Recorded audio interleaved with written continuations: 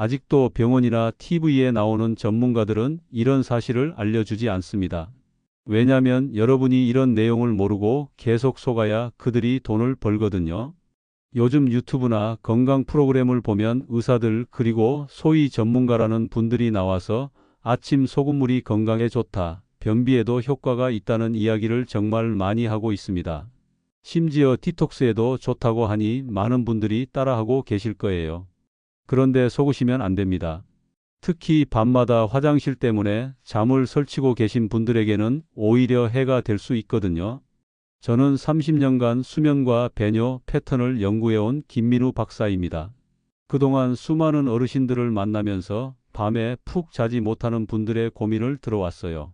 새벽에 한두 번도 아니고 세네 번씩 깨서 화장실을 다녀오면 아침에 일어나도 전혀 개운하지 않죠.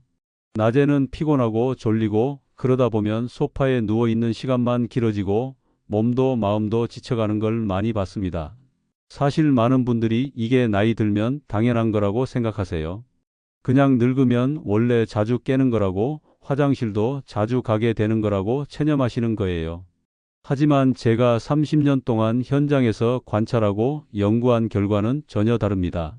이건 단순히 나이 문제가 아니라 우리 생활 속 작은 습관들이 만들어낸 결과예요.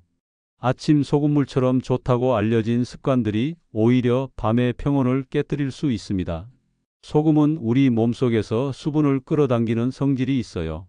그래서 아침에 소금물을 마시면 하루 종일 몸에 수분이 더 많이 머물게 되고 그게 결국 밤에 신장으로 몰려서 소변으로 나오게 되는 겁니다. 게다가 나트륨이 많아지면 심장과 신장이 밤새 일을 더 많이 해야 하니까 자연스럽게 화장실을 자주 찾게 되는 거죠. 오늘 제가 말씀드릴 내용은 특별한 약이나 비싼 치료가 아닙니다. 우리 일상 속에서 아주 작은 것들만 바꿔도 밤에 푹 자고 아침에 개운하게 일어날 수 있다는 거예요. 저녁에 물을 언제까지 마실 것인지, 국물은 어떻게 먹을 것인지, 저녁 식사 후에 어떤 자세로 쉴 것인지 이런 것들만 조금씩 바꿔도 일주일 안에 변화를 느끼실 수 있습니다. 여러분도 새벽에 자꾸 깨서 화장실을 다녀오고 아침에 일어나면 온몸이 무겁고 머리가 맑지 않으신가요? 그렇다면 오늘 이 영상이 여러분의 밤을 완전히 바꿀 수 있을 거예요. 지금부터 제가 30년간 현장에서 확인한 진짜 원인과 해결법을 하나하나 알려드리겠습니다. 오늘부터 실천하실 분 계신가요? 저에게는 아직도 잊을 수 없는 분이 계십니다. 바로 박순자 72세 어머님이에요. 어머님은 매일 새벽에 두세 번씩 깨서 화장실을 다녀오셨어요. 한 번 깨면 다시 잠들기까지 30분 이상 걸리고 그러다 보니 아침에 일어나도 전혀 개운하지 않으셨죠. 늘 피곤하다고 하시고 낮에는 소파에 누워 계시는 시간이 점점 길어지셨습니다. 가족들도 정말 걱정이 컸어요. 예전에는 그렇게 활발하시던 분이 요즘은 외출도 잘 안 하시고 친구분들 만나는 것도 귀찮아 하시더라고요. 밤에 제대로 못 주무시니까 낮에 기력이 없는 게 당연한 거였죠. 그래서 병원도 가보시고 여러 가지 시도를 해보셨는데 별로 나아지는 게 없었대요. 제가 어머님을 처음 뵀을 때 하루 일과를 자세히 여쭤봤습니다. 아침에 일어나서 물 한 컵, 점심 먹고 또 물, 저녁 먹고 또 물을 드시는데 특히 저녁 식사 때 국이나 찌개를 정말 좋아하셨어요. 국물까지 다 드시고 식후에는 차 한 잔 드시는 게 습관이셨죠. 그리고 저녁 내내 소파에 앉아서 텔레비전을 보시다가 밤 11시쯤 주무시러 가셨대요. 저는 아주 작은 제안을 드렸습니다. 일단 저녁 6시 이후에는 물을 최대한 줄여보자고 했어요. 국물은 건더기만 드시고 국물은 남기시고 저녁 차는 당분간 끊어보시라고 했죠. 그리고 저녁 식사 후에 30분 정도 발을 쿠션에 올려놓고 쉬는 시간을 가져보시라고 제안했습니다. 처음에 어머님은 반신반의하셨어요. 이런 작은 것들로 정말 달라질까 싶으셨던 거죠. 하지만 일주일이 지나자 놀라운 변화가 나타났습니다. 새벽에 깨는 횟수가 두세 번에서 한 번으로 줄어든 거예요. 한 달 뒤에는 거의 깨지 않고 아침까지 주무시게 되셨습니다. 어머님은 정말 신기해하시면서 아침에 일어나면 개운하다고, 낮에도 훨씬 활력이 생겼다고 하셨어요. 이 이야기를 끝까지 들으셔야 전체 흐름을 이해하실 수 있습니다.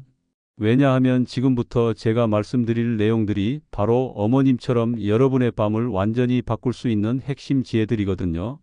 혹시 아직 구독과 좋아요를 누르지 않으셨다면 지금 바로 눌러주세요. 오늘의 구독, 좋아요 버튼을 누르면 여러분 그리고 주변 가족들이 이런 중요한 정보를 더욱 빠르게 확인할 수 있습니다.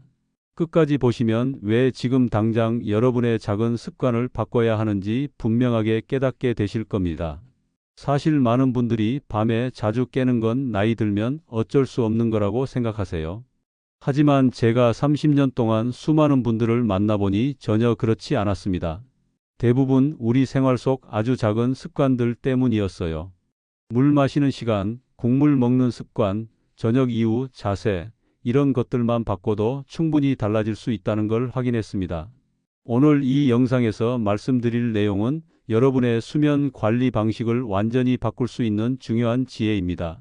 이 이야기를 끝까지 듣고 실천하셔야만 진정한 변화를 경험할 수 있어요. 끝까지 보지 않으시면 가장 중요한 실천법을 놓치게 됩니다. 마지막에 나올 단 하나의 습관이 모든 것을 바꿀 수 있거든요. 이렇게 박순자 어머님처럼 여러분의 식습관과 저녁 루틴을 바꾸는 작은 실천만으로도 충분히 일어날 수 있는 일이죠. 그래서 이제는 우리 일상에서 밤마다 화장실을 찾게 만드는 요소들을 하나씩 구체적으로 짚어보겠습니다. 우리가 밤에 자주 화장실을 가게 되는 데에는 여러 가지 이유가 있습니다. 그런데 많은 분들이 이걸 단순히 나이 탓으로만 돌리세요. 하지만 제가 30년 동안 연구하고 관찰한 결과 대부분 우리 생활 속 습관과 직접 연결되어 있었습니다. 지금부터 그 원인들을 하나씩 살펴보겠습니다. 먼저 낮 동안 우리 몸의 고인 수분 이야기를 해볼게요. 많은 분들이 하루 종일 의자에 앉아 계시죠. 텔레비전 보시거나 책 읽으시거나 그냥 쉬실 때도 대부분 앉아 계십니다. 그러면 중력 때문에 수분이 발목 쪽으로 내려가서 고이게 돼요. 낮에는 별로 느끼지 못하다가 저녁이 되면 발목에 양말 자국이 깊게 패이고 다리가 붓는 걸 느끼실 거예요. 그런데 밤에 누우면 어떻게 될까요? 발목에 고여있던 수분이 다시 심장 쪽으로 올라가면서 신장으로 몰리게 됩니다. 신장은 이 수분을 처리해야 하니까 밤새 소변을 만들어내는 거죠. 그래서 새벽에 자꾸 화장실을 가게 되는 겁니다. 국내 노년층을 대상으로 한 조사 결과를 보면 하루 종일 앉아있는 시간이 긴 분일수록 야간뇨 증상이 더 심하게 나타난다고 보고됐어요. 김영수 69세님 이야기를 해드릴게요. 이분은 저녁만 되면 발이 퉁퉁 붓고 새벽마다 2번씩 깨서 화장실을 다녀오셨어요. 제가 권해드린 건 아주 간단했습니다. 저녁 식사 후에 소파에 누워서 발을 쿠션 위에 올려놓고 1시간 정도 쉬어보라고 했죠. 일주일 만에 새벽에 깨는 횟수가 눈에 띄게 줄었습니다. 여러분도 시도해 보세요. 저녁 식사 후 1시간 정도 발을 심장보다 높게 올려두는 거예요. 쿠션 2~3개 쌓아서 발목을 올리고 편하게 누워 계시면 됩니다. 다만 무릎 관절에 무리가 가지 않도록 너무 높이 올리지는 마시고 편안한 각도로 받쳐두세요. 여러분도 저녁만 되면 발목에 양말 자국이 깊게 남으시나요? 두 번째는 과민해진 방광 문제입니다. 정상적인 방광은 보통 400ml 정도를 담을 수 있어요. 그런데 방광이 예민해지면 훨씬 적은 양에도 급하게 화장실을 찾게 됩니다. 150ml만 차도 참기 힘들 정도로 신호를 보내는 거죠. 왜 방광이 이렇게 예민해질까요? 여러 이유가 있지만 가장 흔한 건 카페인 때문입니다. 커피는 물론이고 녹차, 홍차, 심지어 콜라 같은 탄산음료에도 카페인이 들어있어요. 이런 음료들이 방광벽을 자극해서 작은 자극에도 민감하게 반응하도록 만드는 겁니다. 한국 배뇨 연구 결과를 보면 60대 이상 어르신들 중에서 과민 방광 유병률이 30% 이상으로 나타났습니다. 정미자 74세님은 방광에 소변이 150ml만 차도 급하게 화장실을 찾으셨어요. 낮에도 불편하지만 특히 밤에 잠을 설치는 게 가장 힘드셨죠. 자세히 여쭤보니 저녁 식사 후에 차 한 잔 드시는 게 오랜 습관이셨더라고요.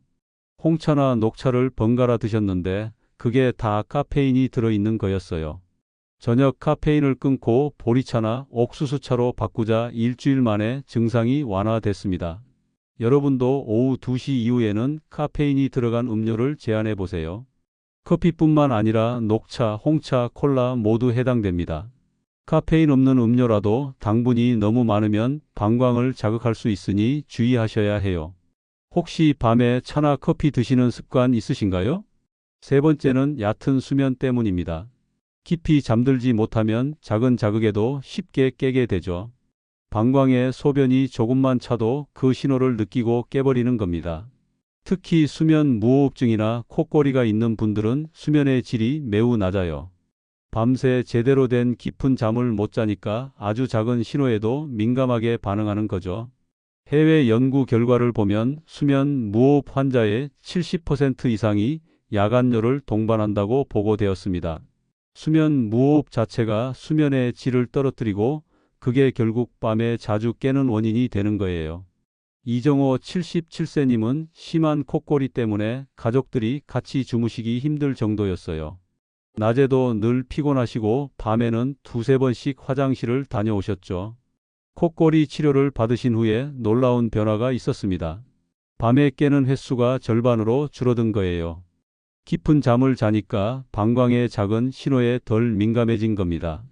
여러분도 수면 환경을 점검해 보세요. 콧골이나 수면 무호흡 증상이 있다면 단순한 콧골이로 넘기지 마시고 전문 검사를 받아보시는 게 좋습니다. 가족이 콧골이 때문에 같이 못 주무신 적 있으신가요?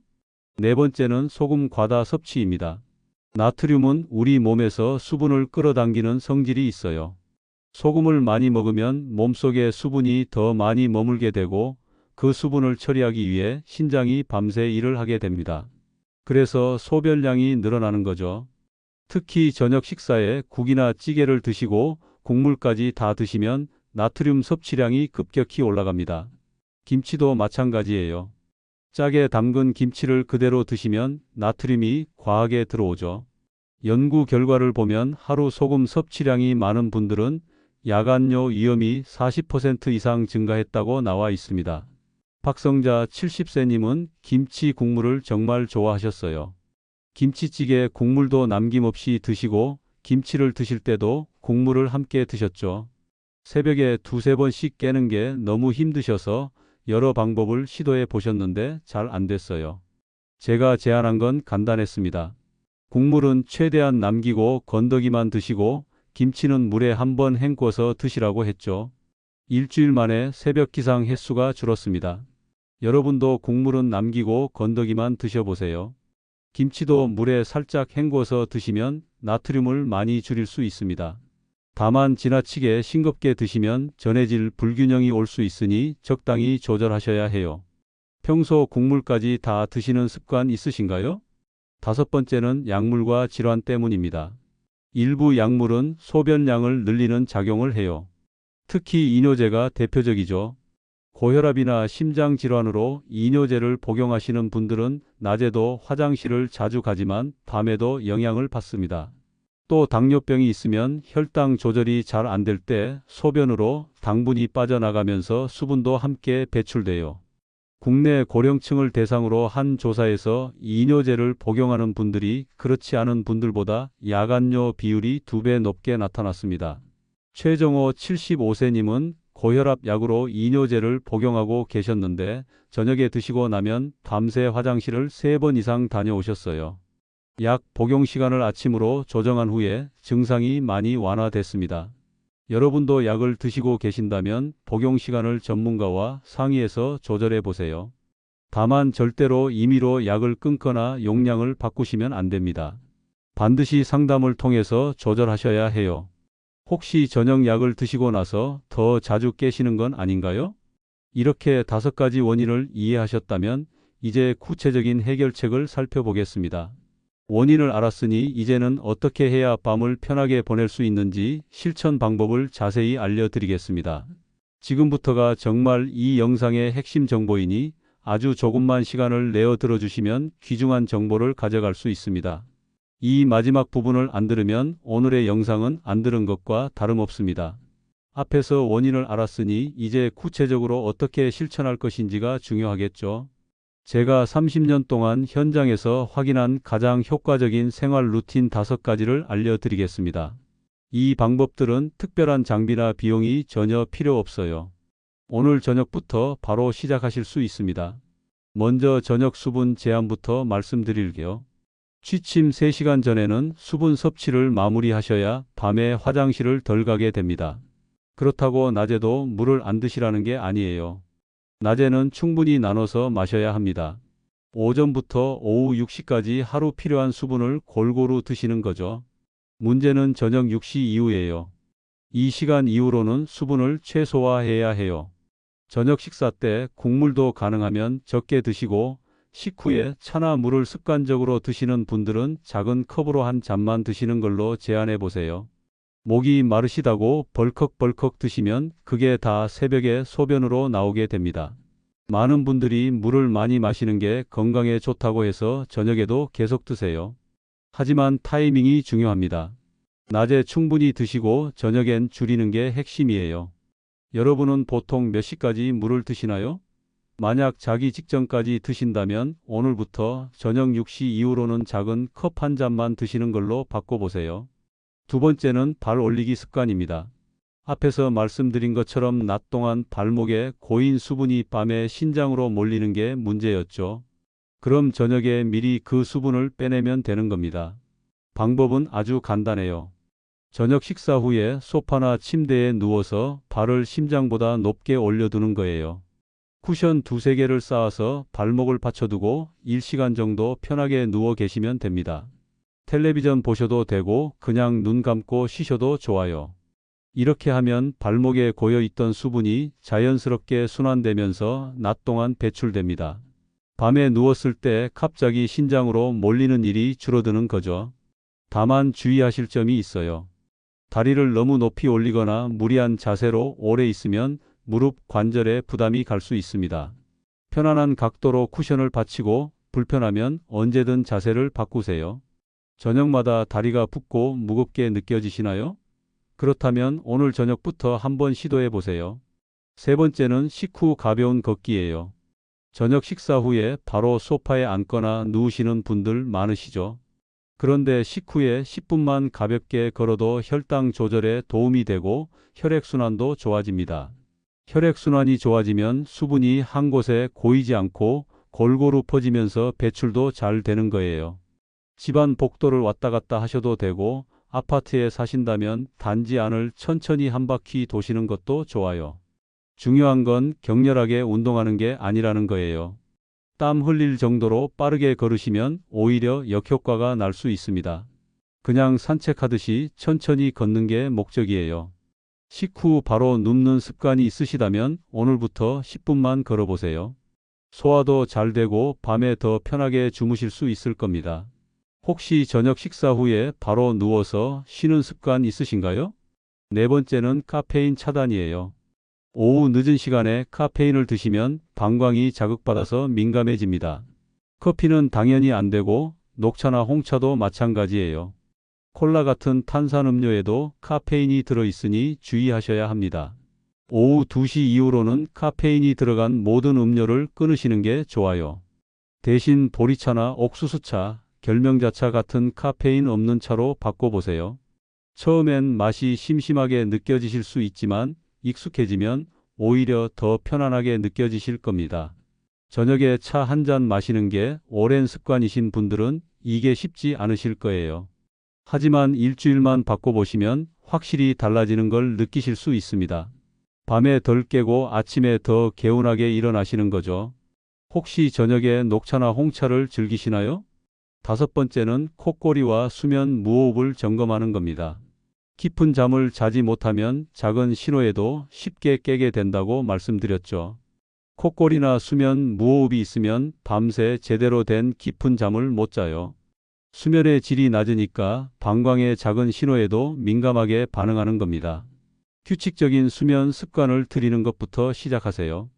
매일 같은 시간에 주무시고 같은 시간에 일어나는 거예요. 침실 온도도 너무 덥거나 춥지 않게 쾌적하게 유지하시고요. 베개 높이도 중요합니다. 너무 낮거나 높으면 기도가 막혀서 콧골이가 심해질 수 있어요. 그런데 이런 걸 다 해봐도 콧거리가 계속되거나 자다가 숨이 멎는 느낌이 드신다면 반드시 전문 검진을 받아보셔야 합니다.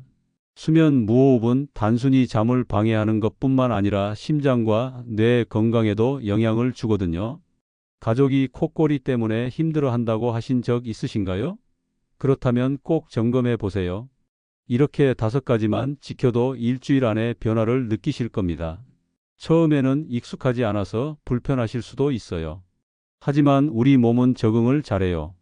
일주일만 꾸준히 해보시면 자연스럽게 습관이 되고 그때부터는 밤이 정말 편해지실 겁니다.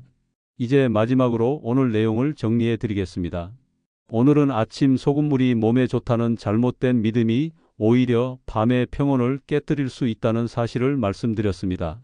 많은 분들이 건강 프로그램이나 유튜브에서 본 정보를 그대로 따라 하시는데 특히 밤에 자주 깨시는 분들에게는 정말 조심하셔야 해요. 소금은 수분을 끌어당기는 성질이 있어서 아침에 소금물을 마시면 하루 종일 몸에 수분이 과하게 머물고 그게 결국 밤에 신장으로 몰려서 화장실을 자주 가게 만듭니다. 잘못된 관리를 계속하면 어떻게 될까요? 새벽마다 2~3번씩 화장실을 다녀오면서 잠을 설치게 됩니다. 한 번 깨면 다시 잠들기까지 30분 이상 걸리니까 실제로 깊이 자는 시간은 몇 시간 안 돼요. 아침에 일어나도 전혀 개운하지 않고 온몸이 무겁죠. 낮에는 피곤해서 소파에 누워있는 시간이 길어지고 외출도 귀찮아지고 친구들 만나는 것도 부담스러워집니다. 활동량이 줄어들면 근육도 빠지고 체력도 떨어져요. 낮에 졸린 상태에서 움직이다가 넘어지거나 다치는 위험도 커집니다. 무엇보다 삶의 질이 떨어지는 게 가장 큰 문제예요. 밤에 푹 자지 못하면 기분도 우울해지고 모든 게 귀찮아지고 사는 재미가 없어지거든요. 하지만 올바르게 관리하면 어떻게 될까요? 낮에는 충분히 나눠서 물을 마시고 저녁 6시 이후로는 수분을 최소화하는 것만으로도 밤이 달라집니다.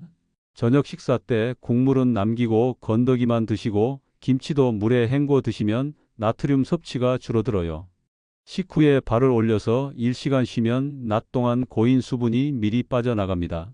가벼운 걷기로 혈액순환을 좋게 하고 카페인을 오후 2시 이후로 제한하면 방광이 덜 예민해져요.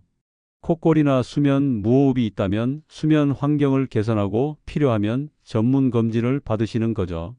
이렇게 작은 습관들만 바꿔도 일주일 안에 새벽에 깨는 횟수가 줄어듭니다. 한 달 정도 꾸준히 하시면 거의 깨지 않고 아침까지 주무실 수 있어요. 아침에 일어났을 때 개운하고 활력이 느껴지는 거죠. 낮 동안 피곤하지 않으니까 활동량도 늘어나고 친구들도 만나고 취미 생활도 다시 즐기게 됩니다. 몸도 마음도 건강해지는 선순환이 시작되는 겁니다.